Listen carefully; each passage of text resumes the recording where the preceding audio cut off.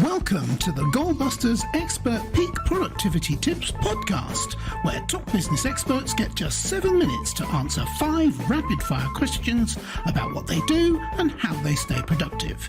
Each episode is packed with actionable insights to help boost your efficiency and achieve your goals. Let's dive in and unlock the secrets to peak performance. Well, hello everyone. My name is Robin J. Emden, and I'm the creator and author of the Get Resultsology system and a dedicated accountability coach.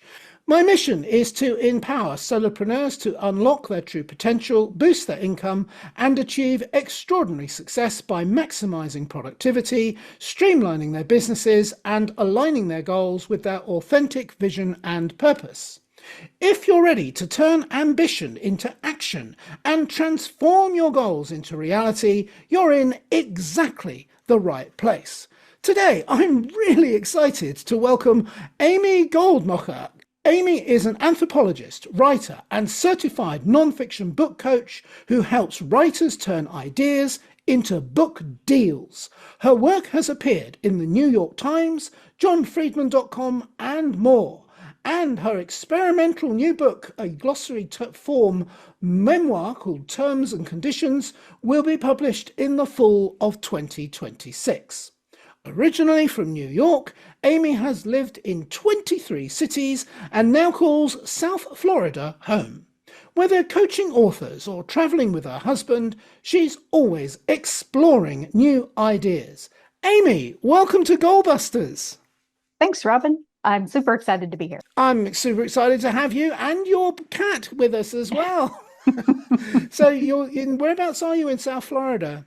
I'm in Fort Lauderdale, which is about an hour north of Miami. So we're almost at the very tip of South Florida. Oh, wonderful. That sounds lovely. I have been to Florida. I know what a beautiful state it is.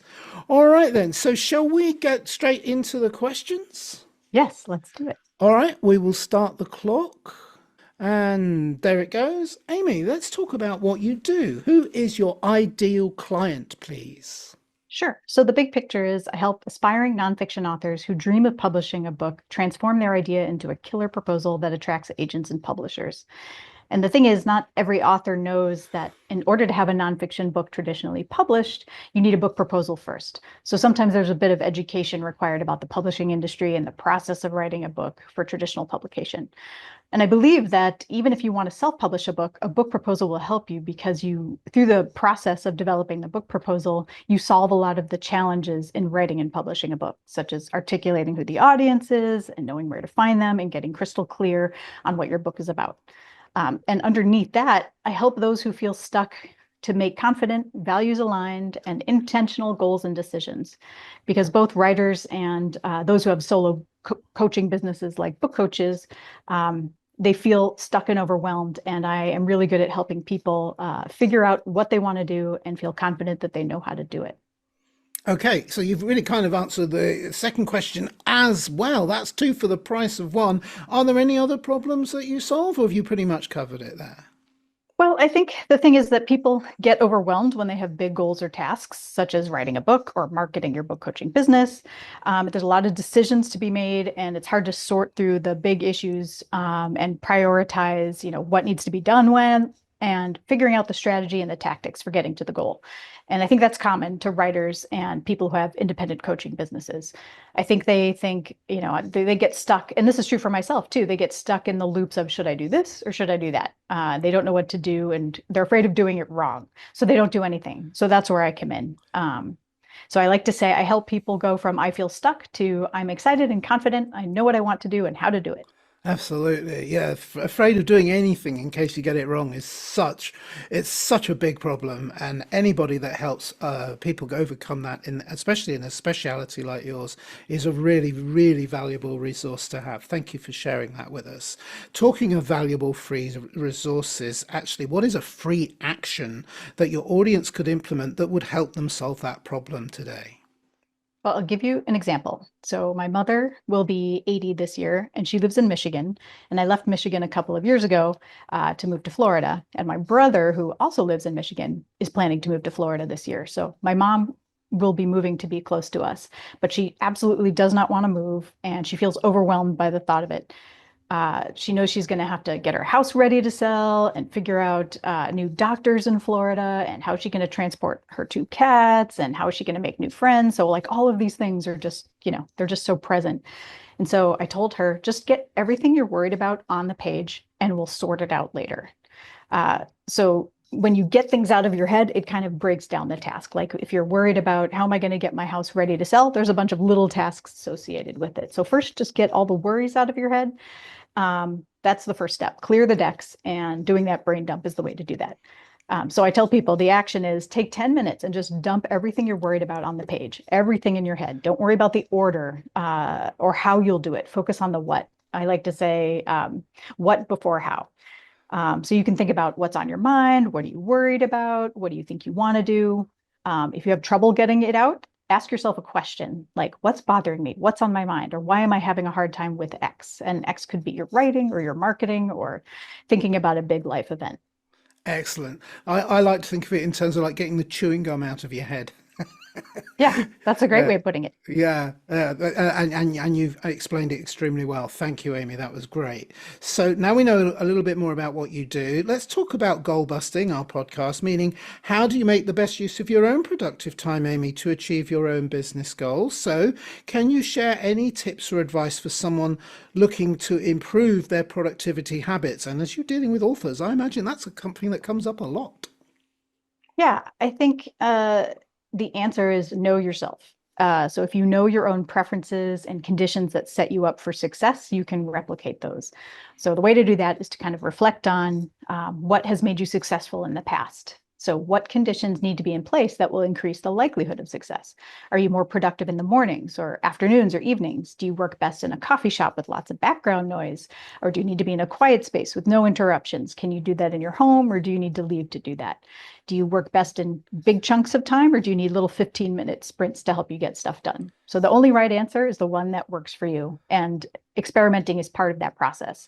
I think a lot of people put the pressure on themselves to, I'm going to write from, an hour a day from 5 to 6 a.m. Monday through Friday, but that might not be the best thing to do. So feel free to experiment and figure out what's going to make you most successful. Yeah, fantastic. So many good points in there, all of them valid and all about experimenting with what works best for you. This is why I often say there's no one size fits all. You've got to find out what works best for you.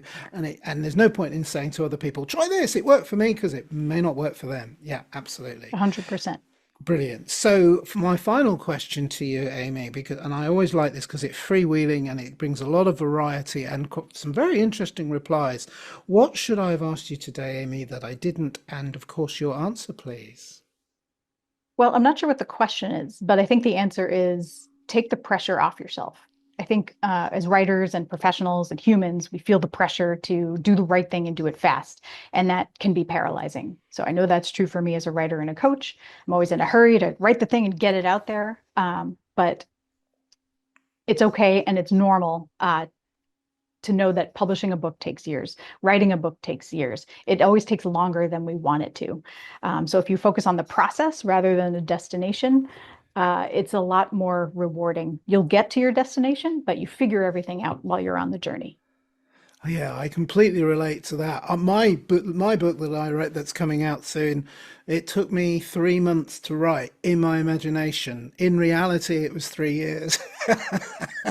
Yep, Yep. So that sounds right. That yeah, sounds normal. that's normal. Yeah. Okay. Yeah, it's all right. So I learned that one the hard way, but and it proves your point. It's very solid advice there, and take the pressure off. Completely agree with you, Amy. That's fantastic, and we did that in exactly 7 minutes as well. That's brilliant. Yeah, excellent. We skipped a question, and I would love We to skipped a share it with, question. yeah, the how do you make best use of your productive time to achieve your own business goals? Yeah. Okay. You're technically correct. We did skip a question, but it's not one of the five. So Ah, what happens there is I'm explaining that question 4 is about that. Yeah, I'm all ears. okay. Well, I think I really liked that it was like the question was like, how do I make the best productive use of my time? And then question 4 was about, here's give me another free tip.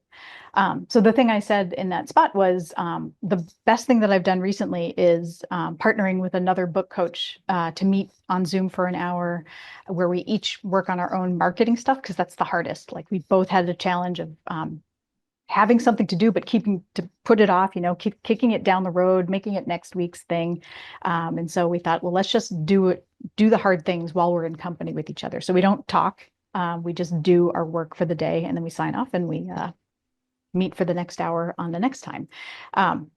So I think that if people are struggling with getting something challenging done, sometimes it's called body doubling or co-working or accountability sessions. And there's lots of free ways to find someone to be accountable to. If you don't have anyone in your network who can set a time to meet on camera in person, you can try London Writer Salon for writers. They have many times during the day where you just jump in and you're in company with others. Or there's also Focus Mate, where somebody random on the internet is there live with you online and you get your stuff done.